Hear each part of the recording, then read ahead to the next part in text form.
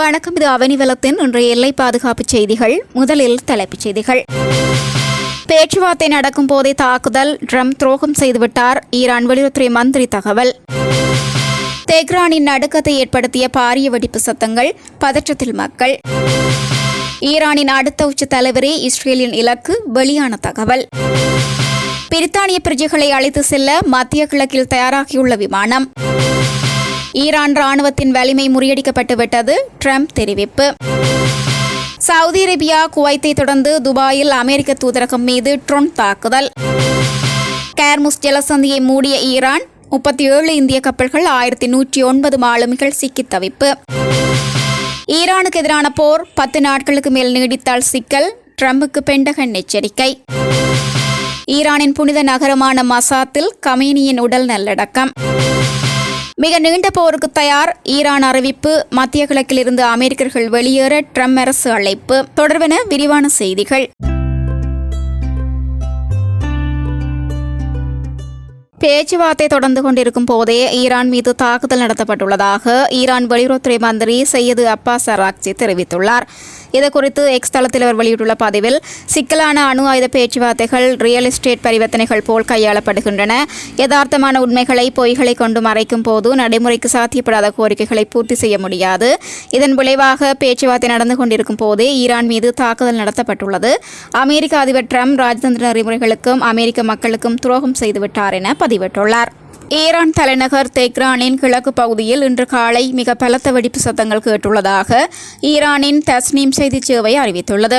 மத்திய கிழக்கில் Israel Iran இடையிலான மோதல்கள் தீவிரமடைந்துள்ள நிலையில் இந்த வெடிப்பு சம்பவங்கள் நிகழ்ந்துள்ளன. தெஹ்ரானின் கிழக்கு பகுதியில் உள்ள முக்கிய இடங்களை இலக்கு வைத்து இந்த தாக்குதல்கள் நடத்தப்பட்டிருக்கலாம் என அஞ்சப்படுகிறது. வெடிப்பு சத்தங்களை தொடர்ந்து நகரின் பல பகுதிகளில் கரும்புகை எழுந்ததாகவும் செய்திகள் வெளியாகியுள்ளது. கடந்த சில நாட்களாக தெஹ்ரானின் வடக்கு மற்றும் மேற்கு பகுதிகளில் இஸ்ரேலிய வான்படி தாக்குதல்களை முன்னெடுத்திருந்த நிலையில் தற்போது கிழக்கு பகுதியிலும் வெடிப்பு சத்தங்கள் பதிவாகியுள்ளன. இந்த வெடிப்பு சம்பவங்களால் ஏற்பட்ட சேத விவரங்கள் அல்லது உயிரிழப்புகள் குறித்த உத்தியோகபூர்வ தகவல்கள் இன்னும் வெளியாகவில்லை எனவும் செய்திகள் வெளியாகியுள்ளது. ஈரான் நாட்டின் அடுத்த உச்ச தலைவராக யாரை தேர்வு செய்தாலும் அவர் அளிக்கப்பட வேண்டிய இலக்காக இருப்பார் என இஸ்ரேல் எச்சரிக்கை விடுத்துள்ளது. இஸ்ரேலின் பாதுகாப்பு அமைச்சர் ஈரான் நாட்டின் அடுத்த உச்ச தலைவராக யாரை தேர்வு செய்கிறார் அவர் அளிக்கப்பட வேண்டிய இலக்காக இருப்பார் என்று அச்சுறுத்தியுள்ளார்.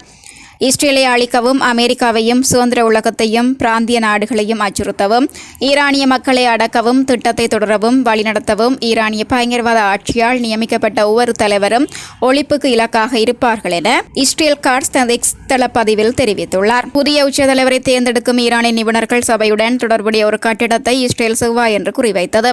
கடந்த சனிக்கிழமை நடந்த ஒரு தாக்குதலில் 86 வயதான அயதுல்லா அலி கமேனியை இஸ்ரேல் தாக்கி படுகொலை செய்தமை குறிப்பிடத்தக்கதாகும். மத்திய கிழக்கை விட்டு வெளியேற விரும்பும் பிரித்தானிய பிரஜைகளுக்கு உதவுவதற்காக அந்நாட்டு அரசாங்கம் ஓமானிலிருந்து ஒரு வணிக விமானத்தை வாடகைக்கு எடுத்துள்ளதாக தெரிவிக்கப்படுகிறது. இந்த விமானம் மார்ச் 4ஆம் தேதி உள்ளூர் நேரப்படி 23 மணிக்கு மஸ்கட்டிலிருந்து புறப்பட திட்டமிடப்பட்டுள்ளது. மேலும் மிகவும் பாதிக்கப்படக்கூடிய மக்களை முதலில் அழைத்துச் செல்லும் என அறிவிப்பு விடுக்கப்பட்டுள்ளது.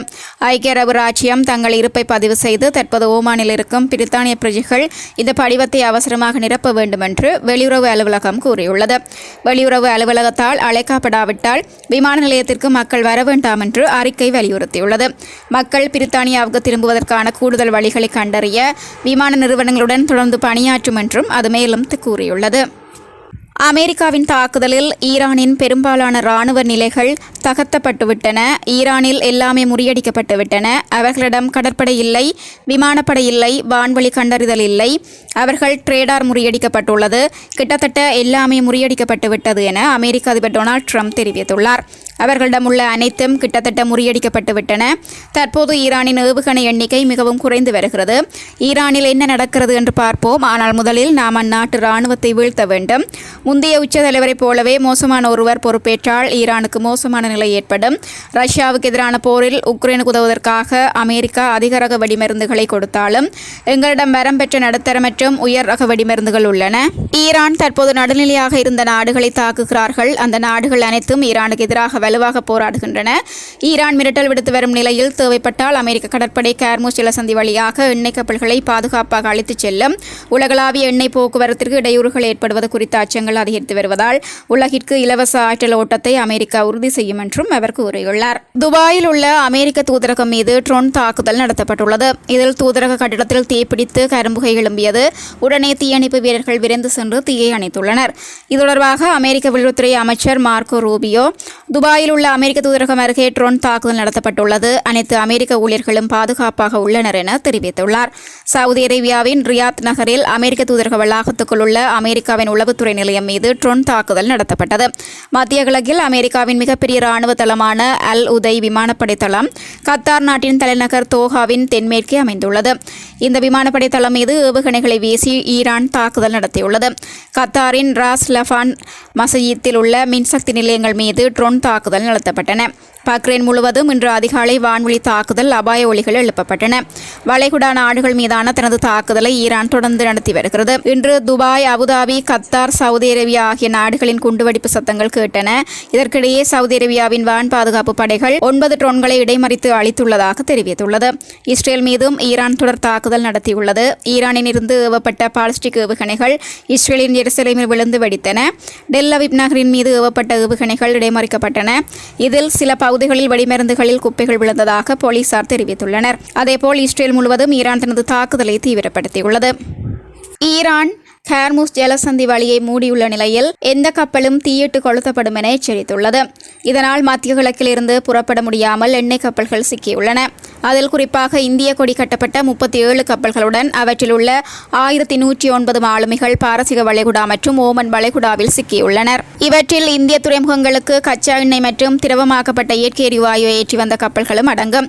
பிற கப்பல்கள் வளைகுடா நாடுகளில் இருந்து பெட்ரோலியம் பொருட்களை ஏற்றி வரச் சென்றன. இந்திய கொடி கட்டப்பட்ட கப்பல்கள் மற்றும் இந்திய மாலுமிகளின் பாதுகாப்பு கருதி டிஜிஎஸ் மூலம் கப்பல் போக்குவரத்து அமைச்சகம் கண்காணிப்பை அதிகப்படுத்தியுள்ளது. மாலுமிகள் மற்றும் அவர்களின் குடும்பங்களுக்கு உதவும் வகையில் குழு அமைக்கப்பட்டுள்ளது. இன்னும் 10 நாட்களுக்கு போர் நீடித்தால் முக்கியமான ஏவுகணைகளின் கையிருப்பு தீர்ந்துவிடும் என அமெரிக்க அதிபர் டிரம்பிடம் அமெரிக்க ராணுவ தலைமையகமான பென்டகன் எச்சரித்துள்ளதாக தகவல் வெளியாகியுள்ளது. SM-3 போன்ற இடைமறித்து தாக்கும் ஏவுகணைகளுக்கு தட்டுப்பாடு ஏற்படலாம் என்றும் பென்டகன் அதிகாரிகள் கூறியுள்ளனர். இஸ்ரேல் அமெரிக்காவின் கூட்டு தாக்குதலில் உயிரிழந்த ஈரானின் உச்சபட்ச தலைவர் கமேனியின் உடல் ஈரானின் புனித நகரமான மசாத்தில் நல்லடக்கம் செய்யப்பட உள்ளதாக தெரிவிக்கப்பட்டுள்ளது. கமேனியின் தந்தையார் நினைவிடத்திற்கு அருகிலேயே அவரை புதைக்க குடும்பத்தினர் முடிவு செய்துள்ளனர். இறுதிச் சடங்கிற்கான ஏற்பாடுகள் நடைபெற்று வருகின்றன. நாங்கள் மிக நீண்ட போருக்கு தயாராகிவிட்டோம். எனவே ஆரம்பத்திலேயே எங்களது மிகவும் பயனுள்ள ஆயுதங்களை பயன்படுத்துவது முட்டாள்தனமாக இருக்கும் என ஈரானின் பாதுகாப்பு அமைச்சக செய்தி தொடர்பாளர் தெரிவித்துள்ளார். எதிரியிடம் ஒரு குறிப்பிட்ட அளவு ஆயுதங்கள் மட்டுமே உள்ளன. இந்த உண்மை அனைவருக்கும் தெரியும். இதற்கிடையே அமெரிக்க வெளியுறவுத்துறை வெளியிட்ட அறிக்கையில் ஐக்கிய அரபு எமிரேட்ஸில் உள்ள அமெரிக்க குடிமக்கள் ஓமன் மற்றும் சவுதி அரேபியாவுடனான நில எல்லைகள் வழியாக மத்திய கிழக்கு நாட்டை விட்டு வெளியேறுமாறு கேட்டுக் கொள்ளப்படுகிறார்கள். நீங்கள் பாதுகாப்பாக வெளியேற முடியும் என்று நம்பினால் ஐக்கிய அரபு எமிரேட்ஸை விட்டு வெளியேறுவது குறித்து பரிசீலிக்குமாறு கேட்டுக்கொள்கின்றோம்.